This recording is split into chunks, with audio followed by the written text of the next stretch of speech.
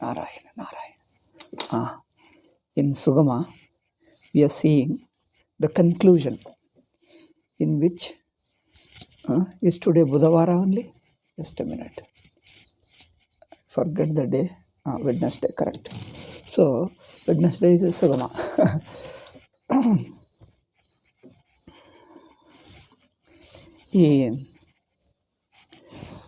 certain adjectives in conclusion.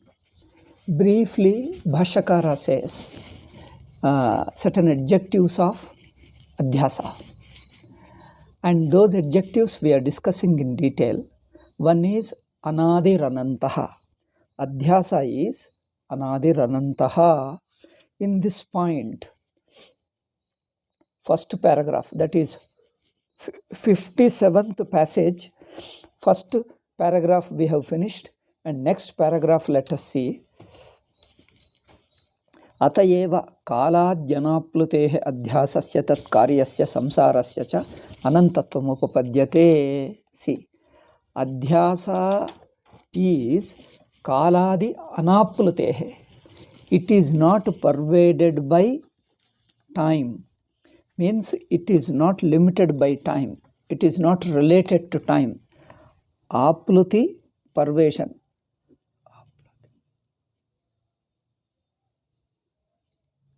It is not affected by time.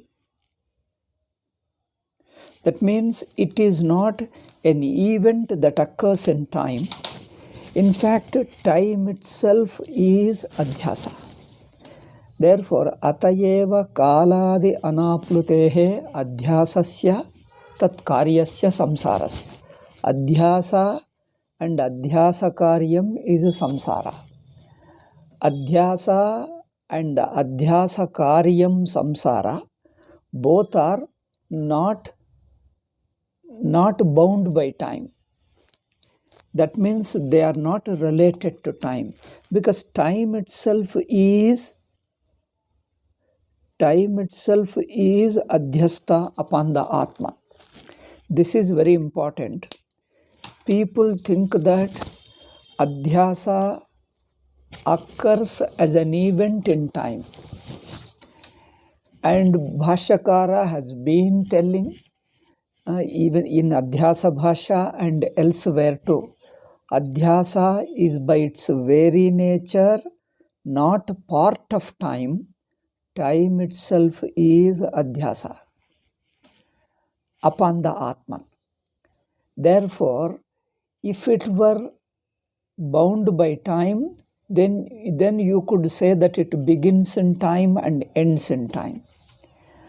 No question of beginning and ending in time, because the time itself is adhyasta. And the samsara means the kartru, bhoktru, pramatru bhava. One seeing oneself, taking oneself to be a karta, bhokta, pramatru. Pramatru is an individual, jnatru is an individual related to gneyam. I am using sense organs and mind and getting related to the world. I gain knowledge. When I gain knowledge through my sense organs, this shows that I don't have the knowledge of the world. My knowledge keeps occurring through using sense organs and mind.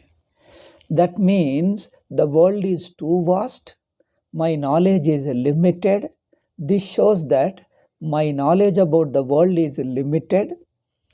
Therefore, I have a partly ignorance and partly knowledge. In fact, a larger ignorance and a little knowledge about the world. Okay. Therefore, as a jnatru, I am limited, conditioned by jnanam and ajnanam, knowledge and ignorance. And then I gain knowledge of the world through my sense organs. The world itself exists in space and time. That means I am interacting. I come in contact with the world through time and space. Time and space means limitation. Time and space limits my interaction with the world. I can't have the contact with the entire world in one stroke. because I relate to the worldly objects one by one in time, one after the other in space. Okay, one by one in time, one like this in space. Therefore, and that too through sense organs and mind. Therefore, my knowledge of the world cannot be absolute, cannot be complete. I am always bound by some ignorance, an element of ignorance and a little knowledge. Therefore, Jnatrutvam, being an incomplete thing itself is a limited, suffers from the ignorance and misunderstandings. Therefore, being a Jnatru, the very knower, being a Jnata or the knowerhood itself is a samsara because it is limited. Next, the Kartrutvam. Karta uses the will and uses sense organs and does some action. So the actions produce a result. I cannot do all actions in the world in one stroke. I have to do one after the other because the willpower means only choosing. The very choosing is limited because choiceless means you encompass the entire world. When you don't choose, you encompass whole. When you choose, you always choose one from the other. The very choice shows you are only selecting part and leaving out the other part.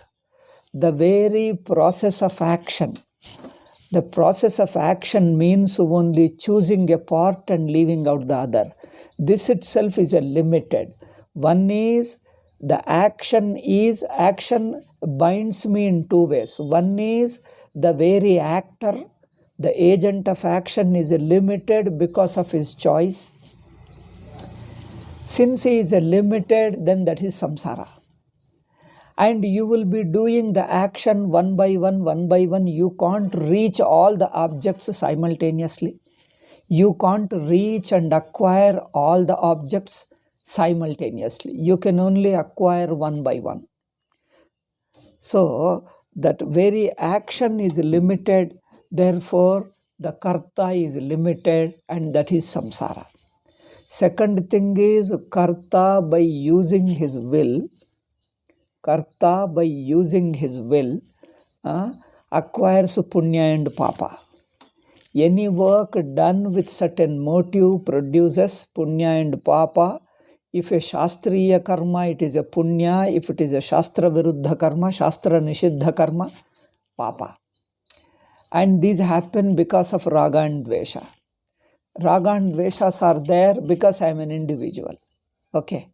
So the very kartrutvam binds me in two ways because the very nature of kartrutvam is limited. And three reasons you can say. Nature of kartrutvam is limited. And my continuous action is a pressure on me, is a tension upon me. No action, no choice is free from tension. All choices, that means all choosing, all kartrutvam involves a pressure on me, a tension on me. I can never be relaxed and peaceful while doing action. See, kartrutvam is limited, one point. Kartrutvam is limited. Second is kartrutvam involves choice.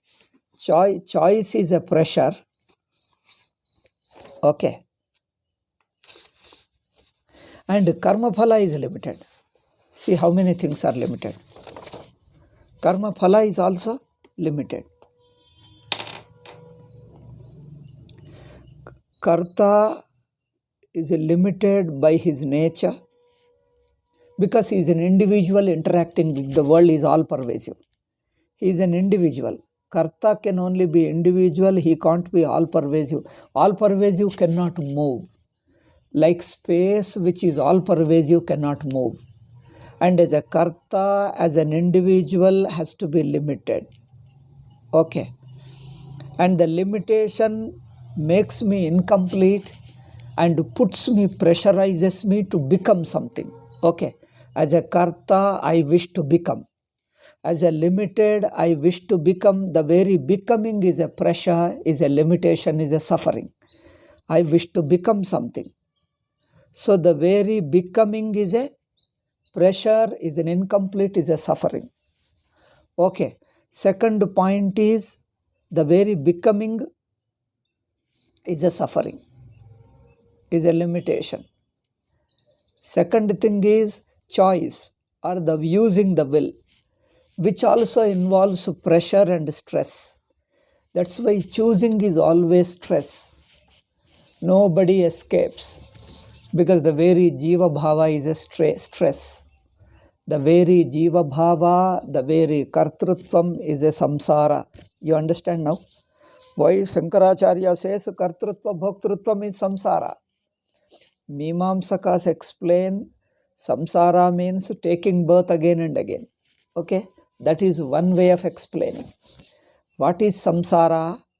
Continuously taking birth after the birth and again different births is continuously going on, is called samsara. Samsara means chain. A life of chain is called samsara because again and again you take birth and die, and birth and death is samsara. Punah punaha jananam punarapi maranam is samsara. Okay. Again and again take birth, again and again die. Then the second way of, another way of explaining is very kartrutva bhoktrutvam is samsara.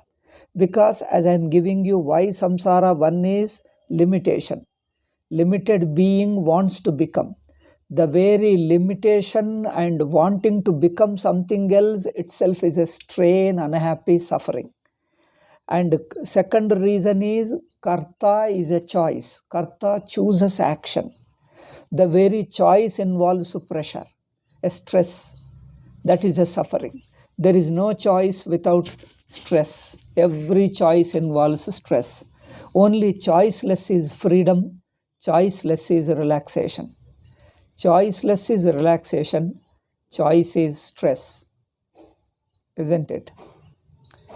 Choiceless is freedom, relaxed. Choice is stress. Okay. So, choice itself involves a stress, and therefore it is a suffering and samsara. Okay. Third reason is karma produces karma phalam. Karma phalam of punya and papa, that leads to various situations and objects. Okay. Karma produces phalam of punya papa. That is also limited. You are made to undergo various experiences. So you have been moving from place to place, object to object, assuming different bodies, entering into various situations, pleasant, unpleasant, favorable, unfavorable. Okay. So, very favorable, unfavorable circumstances. Then Jnatrutvam we have told already. Jnata by nature is limited. Jnata is limited knowledge. Limited knowledge is always accompanied by limited knowledge and wrong knowledge. Limited knowledge gives rise to wrong knowledge and ignorance also. Okay. Therefore, Jnatrutvam is always ridden with a problem of ajnanam, incompleteness of knowledge. Then the Kartrutvam involves stress, limitation, trying to become, and also stress. Then the third is the Bhoktrutvam. Bhoktrutvam is a samsara because Bhokta is samsari because the experiences involve the relationship with another. And anything other, first thing is any relationship with other is not permanent. Yehi sansparshaja bhogaha dukkha yonaya evate. Yehi sansparshaja bhogaha dukkha yonaya evate. Adyantavantah kaunteya nateshu ramate buddhaha. Sansparshaja bhogaha dukkha yonaya evate. Gita says that. So, the experiences born of contact with something else, involving another object, these experiences are limited, come and go, and make me desperate for them, make me miss them. I miss various experiences and suffer from it. Therefore, first thing is experiences keep changing, fluctuating experiences. Okay? First is there is a fluctuation. Second is beginning and ending. Okay? Beginning and ending. Third is not all experiences are pleasant. Okay? Pleasant and unpleasant experiences. Sukha and dukkha. Therefore, the very bhoktrutvam is samsara. That's why we are all deeply dissatisfied. There is no experience which really gives me permanent satisfaction. Sometimes you may get rarely one experience which gives you very deep satisfaction. But unfortunately, even that satisfaction is very limited. It remains for a while. You feel you are so happy and satisfied. But that doesn't last long. That disappears. You miss it. Again, you run for it, some another experience. Therefore, no experience born of external contact, either through sense organs and mind. All those experiences come and go. Sometimes they are favorable and unfavorable. The experiences are fluctuating. Some fluctuating and some of them are unpleasant experiences. Pleasant experiences fluctuate into pain, into pleasure and into pain and suffering, pain and happiness. Happiness and unhappiness. They keep fluctuating and come to an end and make me miss them. Again, followed by suffering. Every satisfaction, every happiness is followed by suffering on account of missing it. Okay. Every happiness leads to suffering on account of its missing after it lapses. No experience is permanent. Every experience is only a tentative. And a time will come you miss it. So in this way, three ways. Jnatrutvam is limited and samsara. Bhoktrutvam is samsara. Kartrutvam is samsara. All the three are samsara. Now, point is, these three forms of samsara, these three forms of jiva bhava means samsara, and this samsara is due to adhyasa because it is not my real me. It is not my real me, though I find it instinctively in it, though I find it instinctively. Without my effort, I find myself in adhyasa, jivatva adhyasa. I find myself as a jiva undergoing these sufferings. But these jiva bhava or adhyasa is not brought about due to anything. It has no karanam because the karana karya is within jiva bhava. Jiva does some karma and reaches certain karma phalam. So the karma phalam is called by other words karana and karya. Karana karya is an experience of jiva. Jiva itself doesn't begin. See, jivatvam has no beginning. Jivatvam is an anadi adhyasa. Since adhyasa is anadi, jiva bhava is anadi, jiva samsara is anadi. Jiva bhava itself is anadi. Adhyasa is anadi ananta. Samsara, or in other words, jiva bhava, are anadi ananta. Okay. Therefore, jiva has not brought out his samsara by his effort. Note this. Jiva has not brought about his samsara on account of his effort. See, you don't bring about your samsara due to karma. Then what is the right way? Since you are a jiva, samsara means jiva bhava. Jiva doesn't get his jiva bhava due to karma. Since you are jiva, therefore you are bound to do karma. Since you are jiva, you are forced to do karma. Not that as a result of karma you become jiva.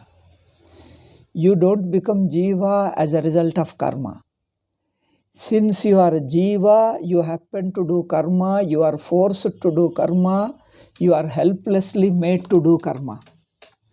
Because you feel that the inner becoming, very jivahood being limited, there is a sense of becoming. The sense of becoming pushes you into knowledge. You try to acquire more and more knowledge. You try to do works. You look for more experiences. Okay. Jiva looks for more satisfying experiences. So, therefore, he becomes a bhokta, karta, jnata. This karta, bhokta, jnata is a limitation, samsara, deeply dissatisfying. Though it is a little fluctuating, sometimes slightly better, sometimes less, sometimes better, sometimes suffering. But the very jiva bhava is swabhavika. Swabhavika in the sense not acquired due to karma. Okay. Not that due to relationship with the world you don't become jiva. Since you are jiva, you become part of the world. See, you are one of the world. You are one of the many jivas. You are part of the world. Why? Not due to any karma. Not that you are in the world, therefore you become jiva. Since you are jiva, you find yourself as a part of the world. Since you are jiva, you are bound to do the work. You are helplessly forced to do work, forced to undergo experiences, forced to acquire aneka janmas, many janmas. Body comes and body goes away. You are given a birth. You are forced to live, undergo various experiences and act, and also you are forced to die. That means everybody is helpless in all these situations. But all this helplessness is the very condition of jiva. Therefore, it is not that after birth you became jiva. Okay? It is not that birth and death made you jivas. Since you are jiva, you are subject to birth and death. See the difference? Since you are a jiva, you are subject to birth and death. Not that after birth you became jiva. That's not right. So it is the very jivatvam that comes into the experience of birth and death. As a jiva, I am subject to birth and death. Being subject to birth and death is the very nature of jiva. Then now I understand that I come into the world, I become a part of the world as a jiva. Since I am jiva, I am part of the world. Since I am jiva, my knowledge is limited. Therefore, I am ignorant of many things. I know little and ignorant of many things, and I misunderstand many things. As a jiva, I am bound to do work. I am pressurized from inside to do some or other work. Nobody can live without doing something. Nahi kaschit kshanamapi jata tishtatya karmakrit. Nobody can stay without doing something or other under the pressure of karma. Okay, under the pressure of raga, dvesha, abhimana and all that. As a jiva, I am subject to various experiences. Sukha, dukkha, all fluctuating experiences. Okay. Therefore, it is the jivatvam that brings samsara. Jiva, it is not that jiva comes into samsara and jiva gets liberated. The very jivatvam is synonymous to samsara. Okay. Jiva's conditions, being a jiva itself is samsara. Not that jiva gets samsara and jiva becomes free from samsara. One shouldn't think like that. Jiva sometimes gets into samsara, sometimes become free from samsara. That means after becoming free from samsara, he doesn't remain jiva. Before getting into samsara, he doesn't remain jiva. It's not that. One should think like that. It is wrong to think that before I come into samsara, I was a jiva. After I drop off my samsara, he continues to be jiva. Therefore, jiva gets a certain period called samsara. No, the very jivatvam is synonymous to samsara. Okay? The very jiva bhava is synonymous to samsara. Samsara and jiva bhava are just synonyms. Okay. Now, if that means as long as I am jiva, samsara is. The very being jiva means I am subject to birth and death, subject to kartrutvam, bhoktrutvam, jnatrutvam. I remain a jnata, I remain a karta, I remain a bhokta. If the very jivatvam is samsara, jivatvam means individuality, related to the world, subject to time and place. Okay? I am part of a vast world, forced to interact with them, forced to come into certain experiences because I am an individual. Okay? As an individual, I feel myself limited. I desire many things. I run after many things. I do many things in order to get rid of my suffering. But you cannot get rid of your suffering because suffering is not due to karma, suffering is due to very jiva bhava. Samsara is due to very jiva bhava. Therefore, samsara is not brought about due to karma. Karma only decides within the samsara bhava, within the jiva bhava, it decides certain objects only. A few things, certain circumstances, money, and your parents, your family relationships, your body, what janma you get, whether manusya janma or animal life or devata. Within the samsara, with the help of your karma, you can choose certain areas, that's all. It is something like within the jail, you have got a freedom to, instead of sitting here, you can sit elsewhere. Instead of this room, you have got a choice you are given a choice to go to another room. Okay. If there is a big hall, like a dormitory hall, instead of this end of the hall, you may sit in another end of the hall. But it is a all along jail. Within the jail, you have a freedom to move from one place to another and remain within the jail. But the jail is jail. Okay. Similarly, within the jiva bhava, as a jiva, you are forced to do some karma, and the karma will take you to change your circumstances one to other. But all this happens within your jivatvam. Now, jivatvam is not a matter of your choice. As a jiva, you make choices. See, note the point. As a jiva, you make choices in the form of karma. As a jiva, you make choices. Being a jiva itself is not a matter of your choice. You have not chosen to be jiva. You find yourself to be jiva. Okay? You have not chosen to be jiva. You have not chosen to become jiva. Since you are jiva, you are making choices. The choice is no doubt pressure. Making choices puts pressure on me. That is, doing karma puts pressure on me. In fact, because of pressure alone, I make choices. Any choice involves stress. See, the very choosing itself is a stress. Because of stress, I start choosing. But the very choosing is also stress. See, two ways.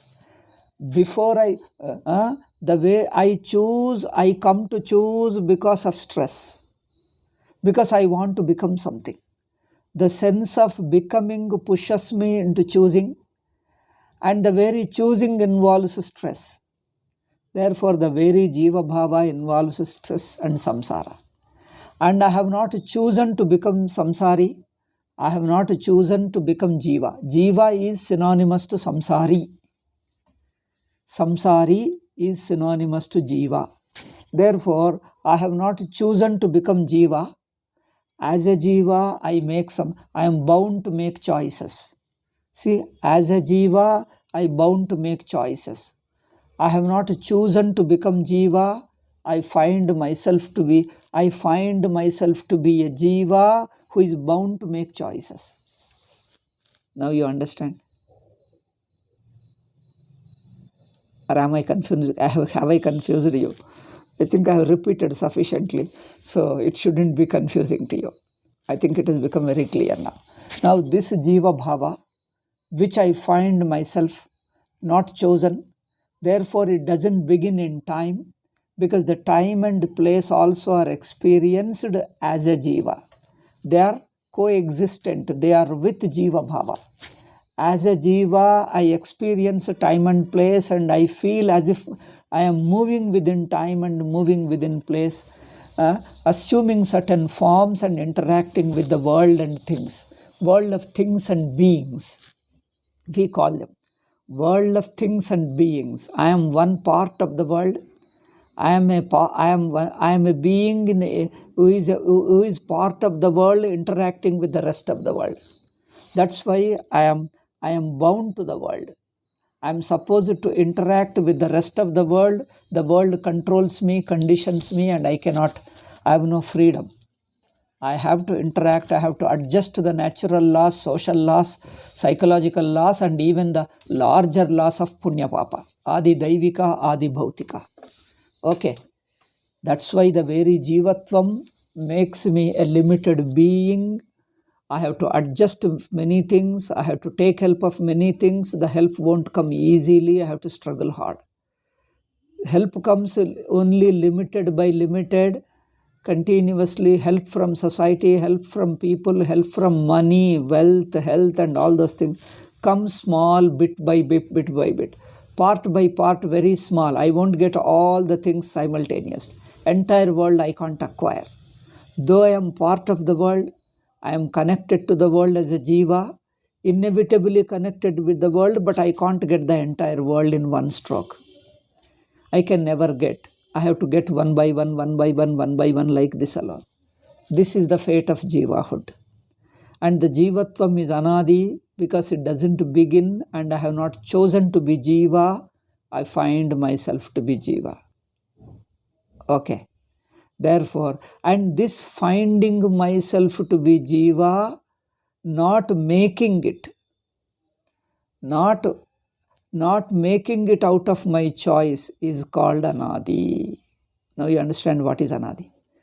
And this anadi jiva bhava is an adhyasa.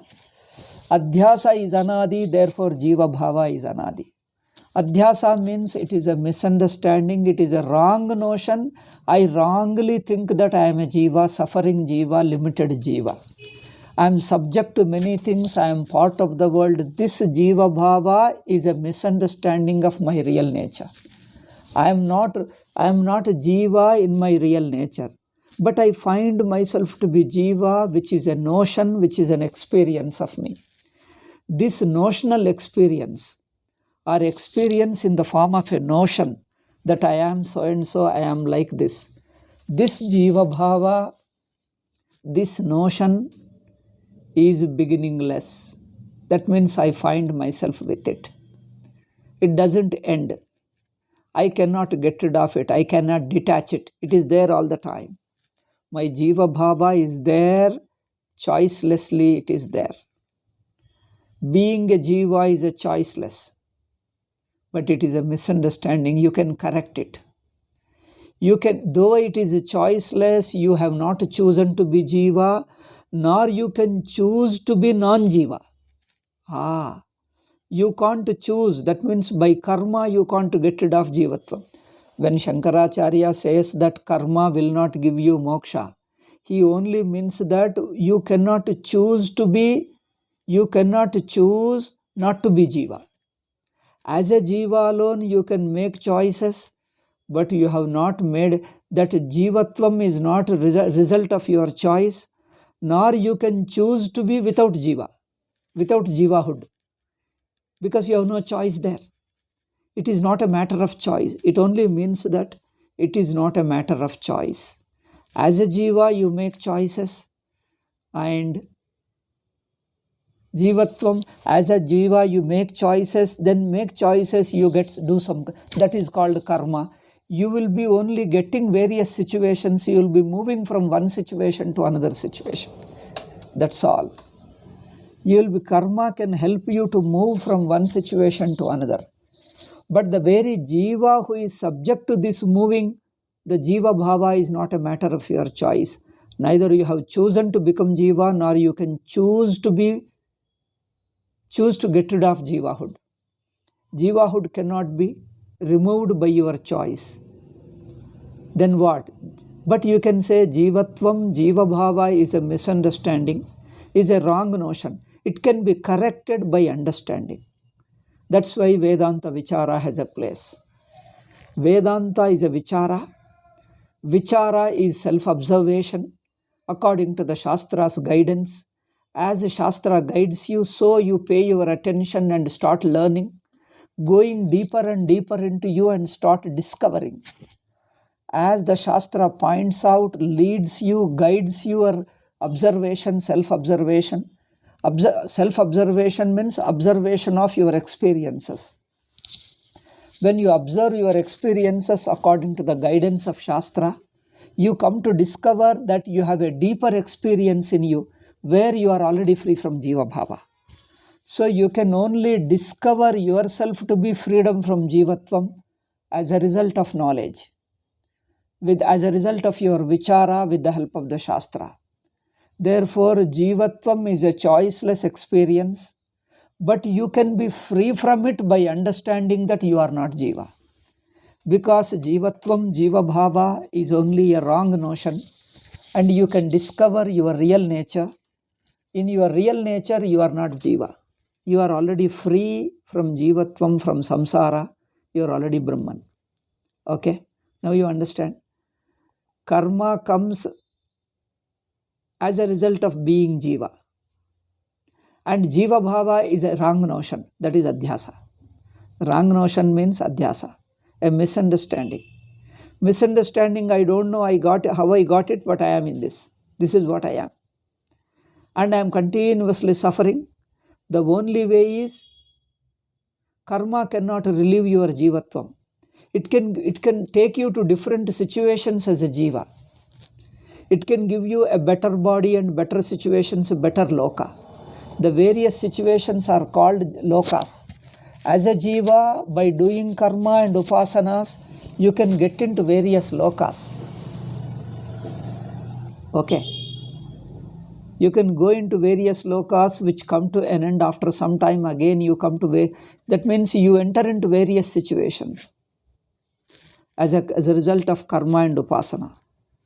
But this assuming various bodies, entering into various situations, coming into various situations and leaving them and going into another, this continuous process, chain-like thing is a part of Jiva Bhava. And the Jiva Bhava itself cannot be removed by karma, by choosing you can't remove. You can understand how you are not Jiva. This is the beauty of Vedanta. That's why to be able to listen to Vedanta, to be able to do Vedanta Vichara is a great blessing. How many janmas, what a punya of janeka janmas, you will get it. Because this fact, if you understand, your whole picture, understanding of life changes. Okay. Therefore, you have got a choice. You can use your choice only in one area, that is, you can take up Vedanta Vichara. You can listen to Vedanta, you can do Vedanta Vichara. The choice has a place only here. You can choose to do Vedanta Vichara. Enquiry. You can listen to Vedanta talks, do manana, reflect on those words. That means you can pay attention to your inner experiences with the help of Vedantic teaching. Okay, this is where you have a choice. And choice comes up to this. Once you are paying attention, doing Vichara, you come to discover that you are not Jiva at all. Jivatvam is a wrong notion. The Jiva Bhava itself is a misunderstanding of your real nature. In your real nature, you have never been a Jiva. Okay, this is the place of Vedanta. What a greatness. Therefore,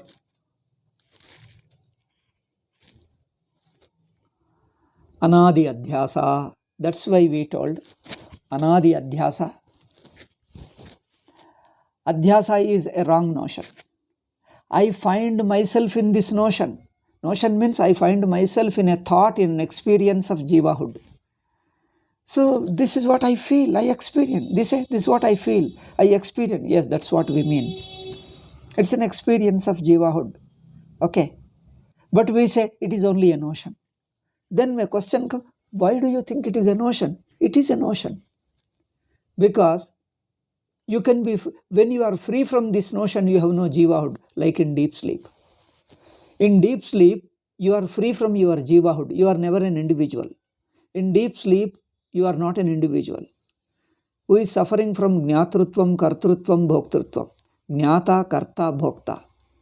You are neither jnata, nor karta, nor bhokta. You don't feel any strain. You don't feel any stress. You don't feel that you are pushed from various situation to situations. You are forced to assume various bodies and move from situation to situation. You don't feel, because that feeling, that experience of me as an individual being subjected to various experiences and situations, such a situation doesn't exist at all. So you become free from jivahood in your deep sleep. That's why we say it is a notion. It is adhyasa. And this adhyasa is anadi. Now you understand what is anadi. It is beginningless and it is also endless. It doesn't come to an end on its own. You don't exhaust it. By living samsara, you don't exhaust it. By living the world, you don't exhaust it.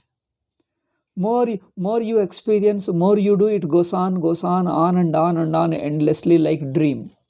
Dream goes on. If you keep on watching, if you keep on seeing the dream, if you keep on dreaming, it goes on. See, more you dream, more it goes on. By dreaming, you can't end the dream. Okay. By dreaming, you can't put an end to the dream. You can't put an end. Because you have not begun. You find yourself dreaming. You have not begun to dream. You can't end dream. Isn't it? Because dreaming is not a choice. You find yourself in the dream. In dream, you make choices. Okay, see, note this point. You being a dreamer, as a part of dream, you make choices. But to be a dreamer, to be a dream experiencer, a dreamer means a dream experiencer. A dream experiencer, or to be a dreamer, undergoing dream experience as a whole state, not one by one object I am talking. Dream as a state. Dream as an entire state doesn't begin. So as a dreamer, you don't begin dreaming. You find yourself in dreaming. And since you find yourself in dreaming, since you find yourself to be dreamer dreaming, or you find yourself dreaming dreamer. Dreaming dreamer. That means a dreamer who happens to be dreaming choicelessly. So you can't choose to, you have not chosen to be a dreamer, nor you can choose to put an end to the dream. Because as you are a dreamer, you continue to be a dreamer. You can transcend it by discovery. Transcending is only a discovery. Transcending is not a choice, is not a karma. Transcending is not karma. Transcending is not doing. Transcending is only a discovery. Okay. Discovering a deeper experience. At that level, you are already free from your jivahood. Okay. Therefore, just as a dream is a notion, and it is a beginningless, endless. Therefore, adhyasa, samsaritvam, jiva bhava is within adhyasa. Adhyasa is anadi. Jiva bhava is anadi. Jiva bhava is anadi because adhyasa is anadi. The notion, the misunderstanding, the wrong notion is anadi. That means I find myself to be having this notion, this idea. I don't know how I got it, but this is what I am. That I am an individual itself is a notion I am stuck with. and I have no choice over the notion. Choice means in terms of karma. You have not chosen to you have not chosen to be in Adhyasa. You have not chosen to be in Adhyasa, you can't choose to be out of Adhyasa. You have not chosen to be in Adhyasa, you can't choose to be out of Adhyasa. You have not chosen to enter into dream, you can't choose to be out of dream. You can't choose. That means it is not a matter of choice. What we mean to say is it is not a matter of choice. You choose as a dreamer, but the choosing only keeps you within dream, it doesn't put you out of dream. Similarly, as a jiva, you make choices, but choices only keeps you. In spite of choices, you remain jiva. With all your choices, you remain dreamer. With all your choices, you remain jiva. By choosing, you can't be out of jivahood. Jivahood is something more than choice. It is natural. It is instinctive or swabhavika, we call in Sanskrit. We call in Vedanta swabhavika. But you have got a choice only in one place. You can do vichara. In vichara, you come to discover that jivatvam is falsity. It is a wrong notion. It is not your true nature. In your true nature, you are not jiva. You have never been jiva. It is only because of wrong notion, it appears that you are a jiva.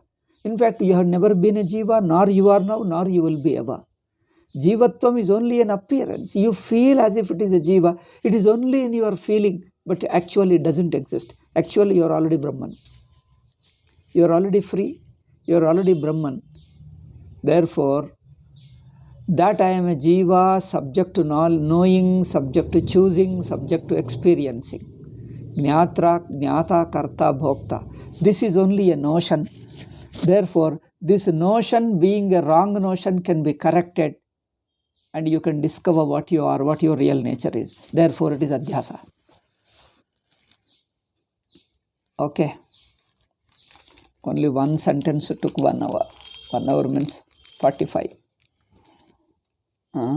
Adhyasatvadev chasya yavat swapabodhaka jnanodayam anuvritti. Because this is a very, some anuvritti and badha he is talking. This anadi ananta concept is a very interesting thing. Then only you understand the importance of jnanam and importance of vichara. Otherwise, people say that I am doing something by doing some sadhana, some meditation, some karma, some doing something. You think that you want to get rid of jivatvam and become Brahman. People want to get rid of jivatvam and become Brahman. There is no becoming. There is no getting rid of. Because the very jivatvam is a false notion, is a wrong notion. You can only discover how you are already free, how you are free from jiva bhava, because jivatvam you are only thinking, it's just a thought. A wrong thought, wrongly thinking. Along with time and place. Even the time and place is a notion only. Time and place is also a notion. Just as your jiva bhava is a notion, time is also a notion. Time is also adhyasa. Adhyasa means notion. Time and place is a notion. That you are an individual is a notion.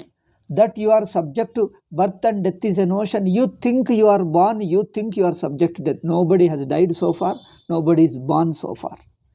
That I am subject to birth, that I am subject to death is a notion. You have it. That's all. Because of notion, you think that you are being subjected to birth and death. Birth and death is a myth only. Nobody has any birth and death. I tell you, death is a myth. I like to call all this thing. Death is a myth. Okay. Birth is also a myth. Myth means a notion, a wrong notion. Okay. So the wrong notion can be corrected by looking at by looking at your right way. Where you are, how you are, if you look at yourself, in your real nature, by your understanding your real nature, by facing your real nature, you come to discover that this individuality, jiva bhava, is false, is not true to my nature. It is not my true nature, it is a wrong notion about me. You come to discover. Therefore, karma doesn't solve your problem. Karma has its own place. karma, upasana, karma yoga, it helps you. It helps you get the purity of mind to be able to do vichara, but karma itself doesn't remove your jiva bhava, which is instinctive wrong notion, false notion. Okay. It doesn't remove the false notion.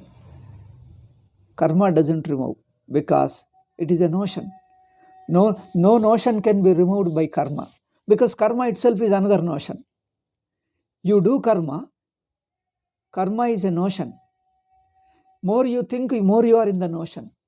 Therefore, you can only observe. In your observation, you discover that you are free from notion. You can only discover and come to understand how you are free from the notion. Notion is wrong. It doesn't exist for you. Okay. Now you understand the difference? Okay. So we'll proceed. So this Anadi Ananta you have to understand. Along with time and place and jiva bhava, all these things are wrong notion. Your time is a notion, place is a notion, individuality is a notion, subject to birth and death is a notion. Okay, all this is only just a part of notion. The notion itself is instinctive and you have not acquired it, nor you can choose to remove it. You can't remove it by your choice. You can only discover that you are free from that notion by doing Vedanta Vichara. See how important is Vedanta Vichara. Listening to a right teaching, right guru with a right prakriya, how important it is. Therefore, Adhyasatva devata chasya yavat swapabadhaka jnanodayam anuvrittihi. Therefore, until you discover that you are Brahman, that you are already Brahman, you don't have to give up jivahood. Jivahood never exists for you. Until you discover this wrong notion remains. Remains means what? Wrong notion continues because you have not touched it. You have not corrected the wrong notion. Without correcting the wrong notion, anything you do, all the doings are part of the wrong notion alone. Therefore, wrong notion remains sustained. Wrong notion continues. It continues because wrong notion can be corrected by right understanding. And other than vichara, other than tattva vichara, other than atma vichara with the help of Vedantic teaching, any other thing you do is only as a jiva you are doing, and that doing and experiencing keeps you within the same notion because all your doings are part of the notion. Therefore, in spite of doing, you continue to be in the notion. That means you are not touching the notion. Anything you do, being a part of the notion, you are doing all these things. Therefore, doing anything, if doing anything is sustained within the notion, is supported by the notion, then the notion will continue. You will be only within the notion alone. By doing any amount of work, you won't become free from jivahood. Because all doings are done by jiva. Jiva himself cannot get rid of. It goes away only by knowledge, only by discovery. Okay. Therefore, vichara is important. Vedanta, listening to Vedanta is how important it is. Those who understand, they listen to Vedanta. Otherwise, they listen one day or some days, 5 days they miss and one day listen. Okay. But those who know the value of it, they listen. Okay. And also those who want to listen, you see them, those who have discovered the importance of Vedanta Vichara. And some of those who do not understand English, you see them how they feel bad that they get to listen to only Vedanta Sara, Vedanta Paribhasha, and they can't listen to Sugama. But those who know English, they can listen to both Kannada and then what you call Sugama and Paribhasha. So this how importance is Vichara. And those who know it, definitely wait for it. And because we want to do Vichara, only Vichara helps me to discover I am free from the wrong notion. That's all. Okay. Adhyasatva devacha asya yavat swapabodhaka jnanodayam anuvrittihi. Therefore, until you discover that you are free from it, it continues. By doing any amount of work is within the part of notion alone.